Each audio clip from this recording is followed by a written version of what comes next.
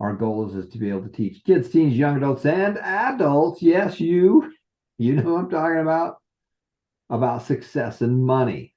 Well, why? Because we want to help you have a better life. We want you to have a better life. I've traveled all over the world. I've been to 50 different countries. I've been all over China and many places throughout India. I've seen amazing things. And the one thing that I know is that parents all over the world love their children and want their children to have a better life. One of the main purposes that we created the foundation was to help you have a better life. And more importantly, have you help those that you love have a better life. My dad is 4 days older than Warren Buffett. And as a result, I had my own mini Warren Buffett teach me about money when I was young and about success. And I just feel so grateful. I have wonderful parents. We have compassionate capitalist parents. My mom was very giving. So was my dad. And, my dad and mom started with nothing. They didn't even have the 2 nickels. I think they both had 1 nickel and they rubbed them together, and that's how they got it started. So I want to bring Kurt in today. Kurt Mortensen is a friend of the foundation. A lot of these courses that have been created were a big part of that because of him.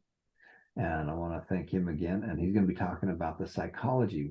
How do you think that's going to change your world? So everything we're doing here is to help you have a better life.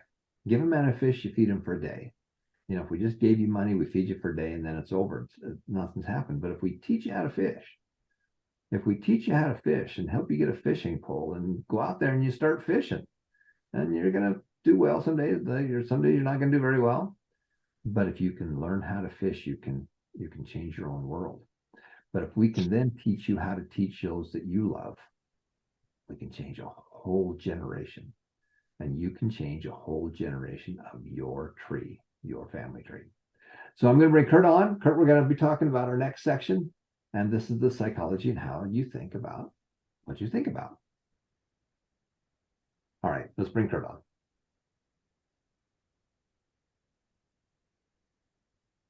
All right, you're back. Millionaire Psychology number 7.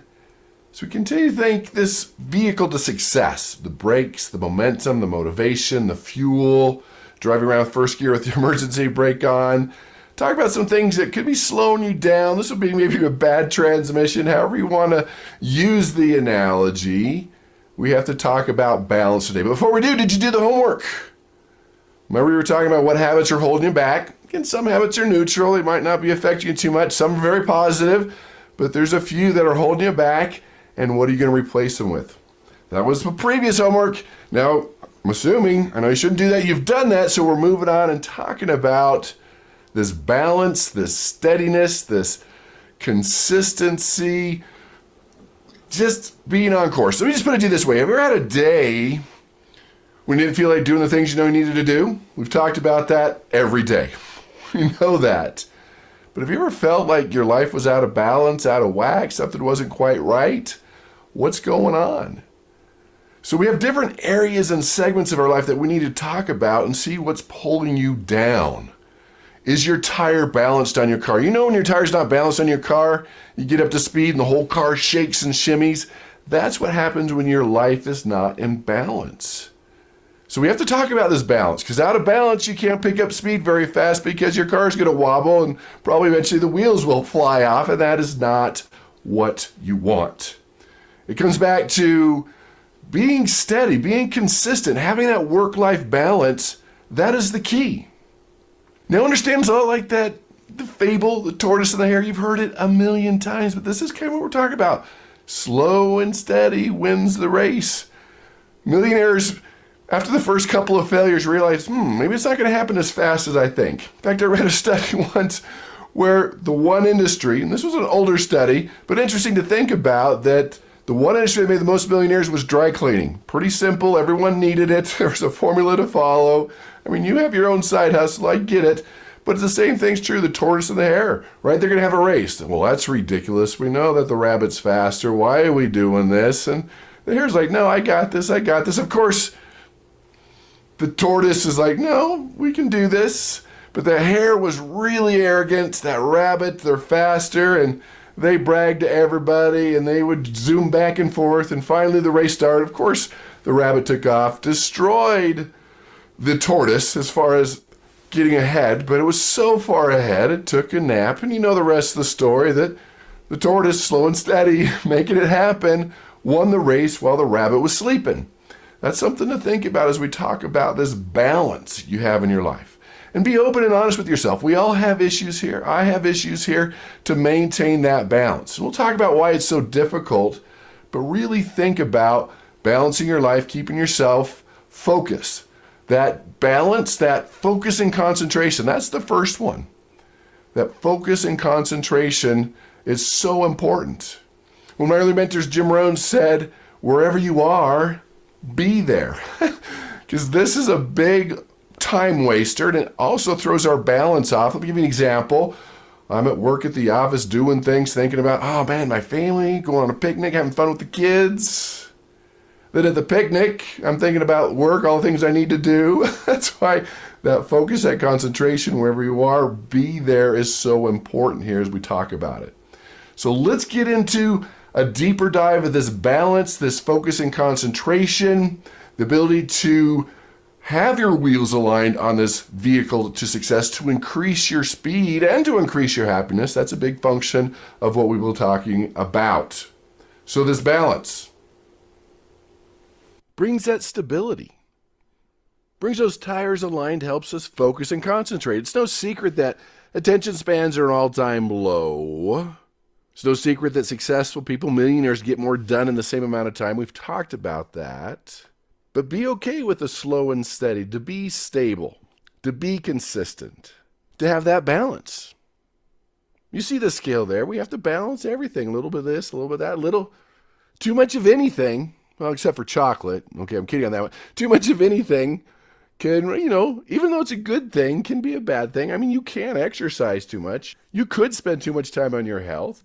Or maybe you're spending too much time on the financial side. We have to balance and go back and forth. So why is this a challenge? This balance. We all have an issue. It's a big corporate theme right now. Work-life balance, because it's no secret that if you don't take vacation time, if you don't rest, if you don't sleep, if you don't do some of these other things, your work's going to suffer. Again, it's not just you. This is everybody. I don't think I've really met anybody that didn't feel completely balanced unless they were financially independent, retired, and just doing whatever they want. It's very rare to find. It's out there. So we're looking for that consistent, balanced effort that leads to success. In the long run, remember, this is not a sprint. It is a marathon. So why does this happen? Let's go through a few of them. Our workloads. Our heavy workloads, our long hours, we don't have much energy for our personal life. Maybe we're working for somebody else, they're dumping on us, they fire somebody, but they give us their duties. It happens all the time. There's demanding professions, jobs, tight deadlines, all these different things. And so we're just stressed out. We're not balanced. That can include commuting time, these long commutes that can be stressful. And don't let it stress you out. That's a good personal development time to listen to those audiobooks or those podcasts. Even if you're working an irregular shift, it can make it difficult to be consistent, to spend time with loved ones. If you're working a night shift or a super long shift, that could definitely be a challenge. So that's the first one. The second one, that pressure to perform.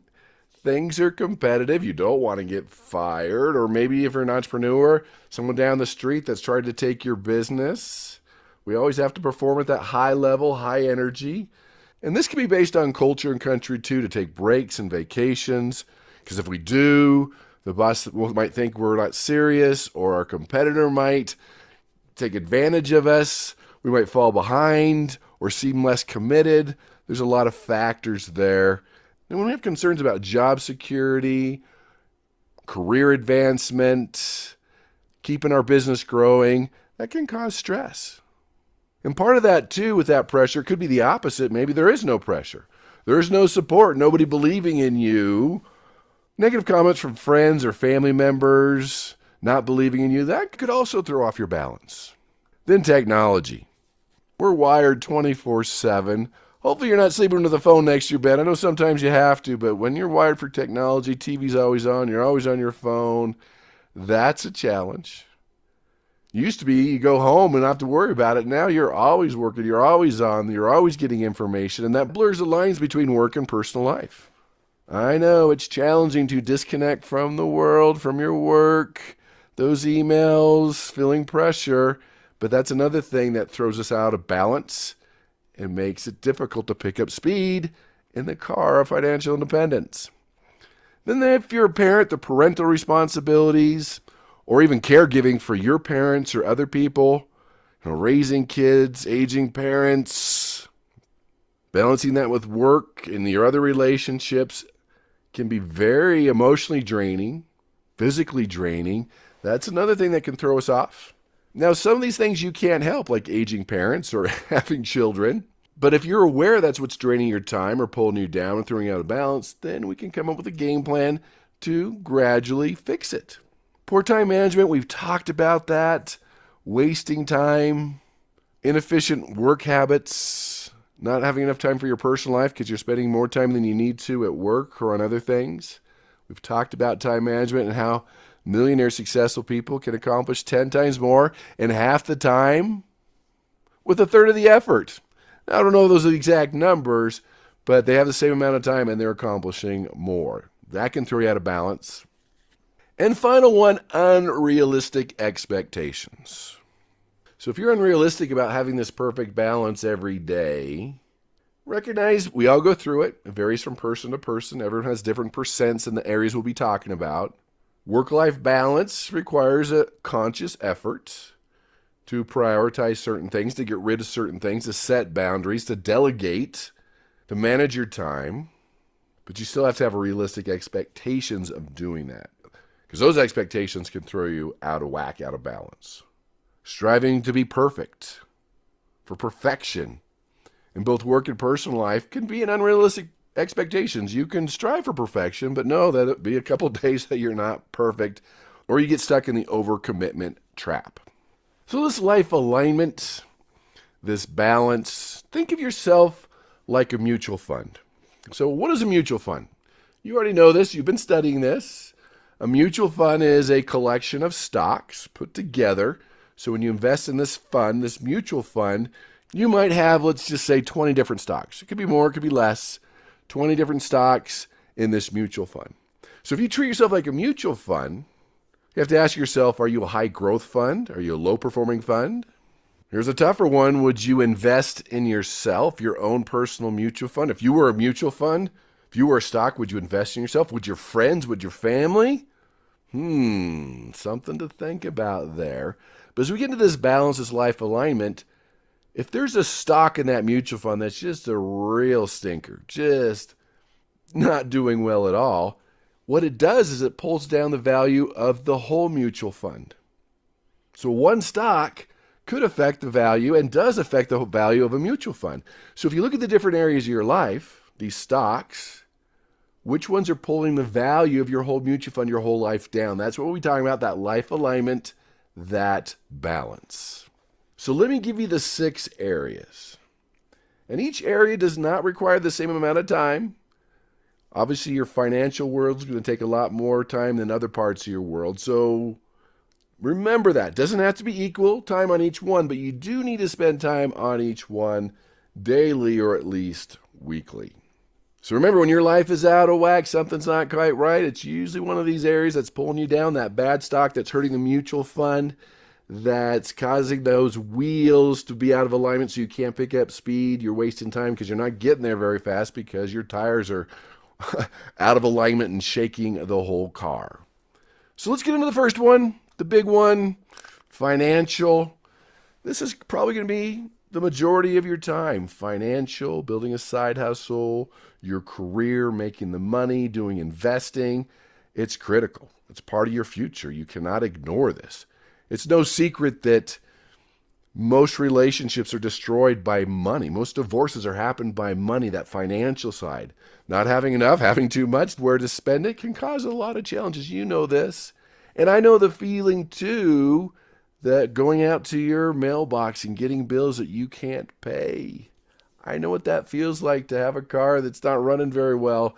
It has to run. I can't afford a new car, or going to meet somebody and make sure I park the car way far away so they can't tell what car I'm driving. I know that emotional toll, but remember, every one of these can affect the other parts too. For example, can't paying the bills can affect your health, can affect your relationships, can affect your spirituality. They're all intertwined. That's why we have to have this balance and work on them, again, daily. Maybe weekly, but preferably daily. So that's the first one. How are we doing there? You're working on that one. You're already working hard. Maybe you don't want to consider that one, because our goal here is to pick our weakest link so we can come up with a game plan to fix it. Intellectual. We've talked about this, the brain, building the brain. For those that are doing the same tasks every day, it gets monotonous. It just destroys your brain. It increases depression, just the learning, the growing. We've talked about the studies that show when you're learning and growing, you're more optimistic, you're more enthusiastic, you're smarter, you feel better. Your brain's a muscle. You've got to exercise it. No secret that most homes worth over $1 million have a library. You should spend probably 30 minutes a day. It's one of my early mentors, Brian Tracy, said, you get yourself to read 30 minutes a day on your area, your space, your field, where you want to be the expert. After 5 years, you'll be an international authority. I'll add, you probably know more than 99% of the world on that area, on that topic. So every problem and challenge you face in your life, someone's already faced it, overcome it, and has written a book about it. We know that. So it's also a shortcut to your success. You're exercising that intellectual muscle. You're becoming smarter, which means you're going to manage your time better and create that shortcut to success. So what is it? Is it in the car? Is it while you exercise? Is it reading before bed? What is it that you're going to do for that 20, 30 minutes a day to just exercise? Because when you don't exercise your brain, you just the anxiety, the depression, the fear you don't know. Because you know the people around you, that Aunt Edna, right? We've talked about the negative people in your family that watches TV all day long, and they know everything, right? They know everything. And here are you watching videos, listening to audios, reading the books, realizing like, man, I've got a lot more to learn. And that's good, but it also is motivating. It's invigorating. That is the intellectual. Then once you've worked on that, we bring you to spiritual. Now, everyone's a little different here, but we all agree, the experts agree, we have a spiritual side to us. We all define it differently. Some define it as a weekly religion, getting together. That has powerful consequences. Studies do show that religion and prayer decrease your chances of getting cancer and heart disease, so it does affect your health. It affects relationships. It affects your charity. There's a big part of it. So is it a religion? Is it an organized religion? Is it just tapping into that inner voice and listening to the universe? I think one that we could all do is just take time to be alone with your thoughts. Go for a walk. Don't bring your phone. Don't bring any audio devices. Just take time to think about your challenges. Be alone with your thoughts. Listen to that inner voice. That could be part of it. For some, it's just getting back to nature, going on a hike, going to the top of the hill, spending time to think, to ponder, to be alone with your thoughts could be your spirituality. I don't care how you define it, but you need to define it for you. What is your spirituality? How can you listen to that inner voice? How can you align with the universe? That is the spiritual side. Physical. All right, we know about this one. If you don't feel well, you aren't going to do well. It's going to affect your ability to earn money. It's going to affect your ability to want to learn and how much your brain absorbs. It's going to affect your spirituality for not wanting to do things. Because with spirituality, even giving back, helping out, serving others can be part of your spirituality. And when you don't feel well, you don't want to do those things. So what is your health plan? Some of these things happen over time. We don't realize that we have no energy. So your sleep. We'll talk about that. Taking a look at your sleep. Are you getting enough sleep? Your nutrition. Do you have a health plan? The food you eat. Are you taking a nutritional, some vitamins? Studies are pretty clear on that. Again, are you exercising enough? What are you doing? Remember we talked about time management. Well, I don't have time to exercise. Exercise gives you more time. You're thinking better, accomplishing more, having more energy, sleeping less. We know that you have to schedule the time here. So that time to exercise, that time to sleep. Remember the quote? Fatigue makes cowards of us all. Famous football coach Vince Lombardi. So what is your area here physically? What is it you need to do? Is it the sleep, the nutrition, the vitamins, the exercise, being more active? You choose. You know you, but you got to choose. If you don't feel well, it's going to affect every aspect on this wheel, on this tire. So what is your health plan? Where do you need to focus on? What do you need to do? Next one is emotion.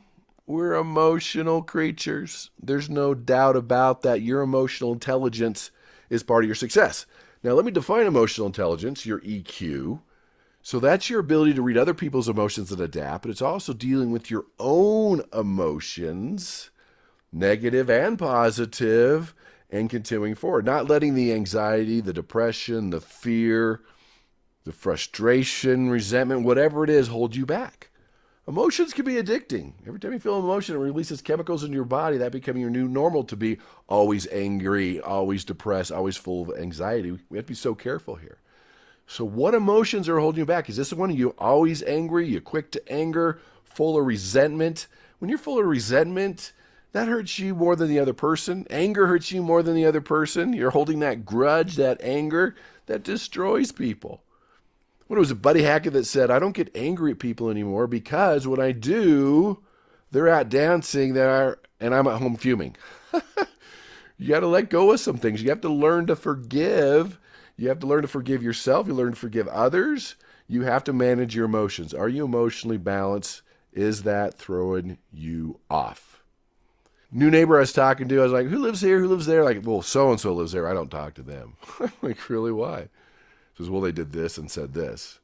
And I let it go for a little while, but eventually I've kind of persuaded her to go over there, and I introduced myself as a new neighbor, and I said, of course you know her.